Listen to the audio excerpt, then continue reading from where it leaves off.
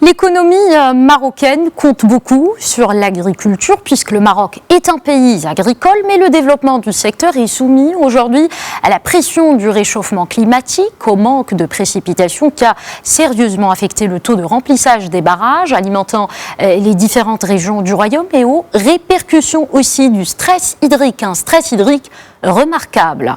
Nous allons parler avec Houriet Aziz Sadek, avocate et présidente de la coalition marocaine pour l'eau. Bonsoir madame et merci d'avoir accepté notre invitation. Bonsoir, merci à vous de m'inviter.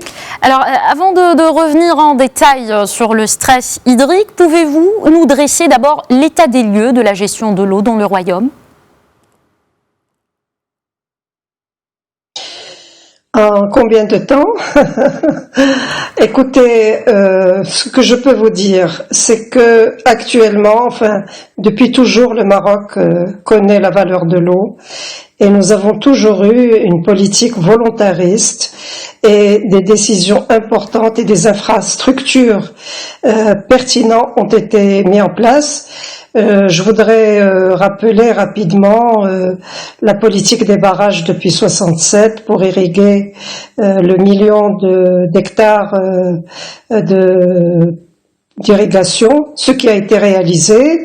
Aujourd'hui, il y a une extension de ce projet d'irrigation. Ensuite, depuis l'entronisation de Sa Majesté le Roi, que Dieu le glorifie, il y a eu une évolution dans le sens de ne plus rester dans l'offre, mais de faire un équilibre entre l'offre et les demandes. Et il y a eu aussi l'utilisation et la diversification des ressources, notamment par un plan national d'assainissement, qui est une question de protection de la qualitative de l'eau. On est donc passé d'une protection quantitative à une protection qualitative. Et puis ensuite, on est allé vers la réutilisation des eaux usées, puis vers des projets, notamment le dernier, ce n'est pas le premier, mais c'est le dernier, celui d'Agadir, qui normalement est destiné à l'eau potable et à l'irrigation. Donc si vous voulez, la politique est une politique très courageuse. Notre pays est un pays quand même dont toute l'eau vient du ciel, il faut pas l'oublier. Mais en même temps, nous avons pu faire face à la demande en eau, jusqu'à présent, toutes les villes. Oui, madame, on reviendra en détail sur les défis. On reviendra en détail sur les défis auxquels fait face aujourd'hui le Maroc dans ce sens, mais compte tenu de tous ces éléments que vous avez abordés, quels sont ces défis majeurs, justement, sur lesquels on doit se pencher dans le royaume ? Alors, je voudrais quand même dire qu'aujourd'hui, nous avons aussi un plan national d'approvisionnement en eau potable et d'irrigation qui est un plan d'urgence entre 20 et 2027. C'est important de le dire. Alors, les défis. Écoutez, le défi que nous avons, c'est que nous sommes face à un bouleversement avec les changements climatiques. Et comme notre eau vient du ciel, nous risquons un déficit en matière de disponibilité de ressources en eau. Donc d'un côté, nous avons des défis qui relèvent de la nature, de la géographie, et en même temps, nous avons un autre défi, c'est comment les usagers peuvent d'un côté avoir une sécurité en approvisionnement, mais en même temps devenir conscient et être suffisamment informé de la réalité de l'état de la ressource pour l'utiliser de manière responsable et de manière parcimonieuse. Quand je dis tout le monde, c'est l'eau domestique, c'est l'eau agricole et c'est au niveau des industriels. C'est un défi extrêmement important. Ensuite, nous avons le défi aussi de la gouvernance. Hier, nous avons tenu un webinaire sur la question du stress hydrique et l'ensemble des intervenants ont mis le doigt sur la question de la gouvernance. Beaucoup de progrès ont été faits, mais il reste que c'est une question qui, et c'est normal, concerne plusieurs acteurs. Mais cette multiplicité des acteurs ne doit pas nous faire oublier la coordination et la mise en ordre des décisions et de la mise en place. Oui, vous avez parlé tout à l'heure donc de la géographie. On sait que la sécheresse épuise les réserves d'eau. Quelles sont les grandes zones sous pression au Maroc?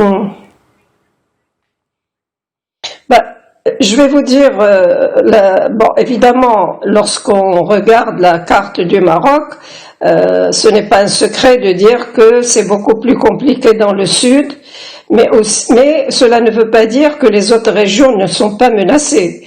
C'est-à-dire que d'ici 2030, on pense qu'il y aura un déficit en eau partout, mais aussi, ce que je n'ai pas pu vous dire quand on parlait des problème et de la situation, il y a aussi la question de l'envasement des barrages, mais il y a aussi les atteintes par les déversements d'eau polluée sans traitement.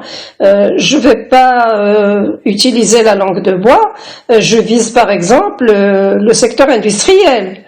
Vous voyez, donc la loi existe. Le principe pollueur-payeur est consacré, il y a des décrets d'application, on en manque d'autres. Et donc, je reviens au défi, c'est le défi du contrôle.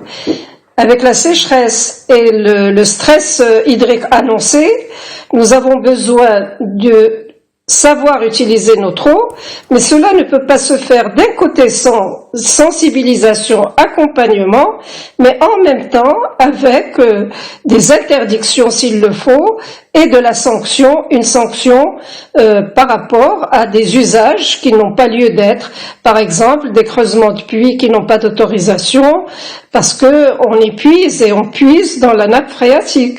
Et les nappes phréatiques aujourd'hui, quand vous pouviez avoir de l'eau à 20 mètres, aujourd'hui il faut aller beaucoup plus loin pour trouver de l'eau. Donc il y a un assèchement. Voilà un petit peu les grandes problématiques. Et il y a une problématique. D'accord. Alors c'est l'état des lieux, madame. Mais est-ce qu'il y a des ressources alternatives?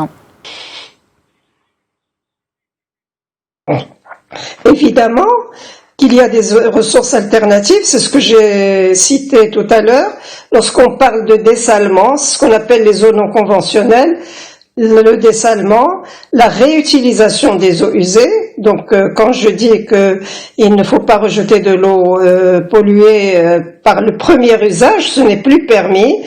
Il faut qu'on se lance et rapidement, et il faut qu'on accélère le rythme, si vous voulez, pour de la réutilisation des eaux usées. Mais il reste aussi le fait de savoir utiliser l'existant. Et donc tout ce qui est économie de l'eau me paraît aussi très important à signaler. Alors comment prévoyez-vous dans ce contexte l'amélioration du stockage dans les nappes phréatiques du Royaume? Il y a moyen de recharger les nappes phréatiques, ça se fait. Par exemple, je voudrais vous donner un exemple concret. Dans la région du Nord, Amandi, ça a évolué dans la réutilisation des eaux usées, et je pense qu'à certaines périodes, il y a un surplus. Il faudrait que les acteurs se mettent autour de la table et peut-être utiliser ce surplus pour recharger les nappes phréatiques dans la région. C'est une idée, mais c'est une idée qui peut se réaliser ailleurs que dans le Nord. Donc la recharge des nappes phréatiques est quelque chose de possible. Ce sont des solutions techniques, mais il ne faut pas oublier que nous avons affaire à l'humain, et l'humain a besoin d'explications, d'informations, de sensibilisation. Alors, puisque vous avez parlé d'alternatives, comment peut-on valoriser, par exemple, les eaux pluviales? Peut-on les gérer de manière encore plus optimale? Beaucoup plus optimale, il faudrait déjà qu'on les utilise.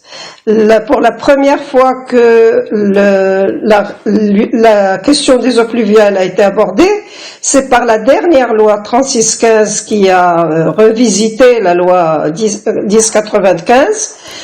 Mais je crois que là, nous avons un grand effort à fournir et c'est dommage de ne pas avoir une politique véritablement volontariste et rapidement pour recueillir les eaux pluviales et les utiliser parce que c'est de l'eau d'abord qui est perdue et c'est une eau qui par le ruissellement draine de la pollution aussi.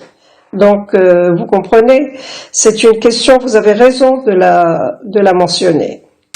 Merci beaucoup Huria Tazi Sader, avocate et présidente de la coalition marocaine pour l'eau, pour cet éclairage.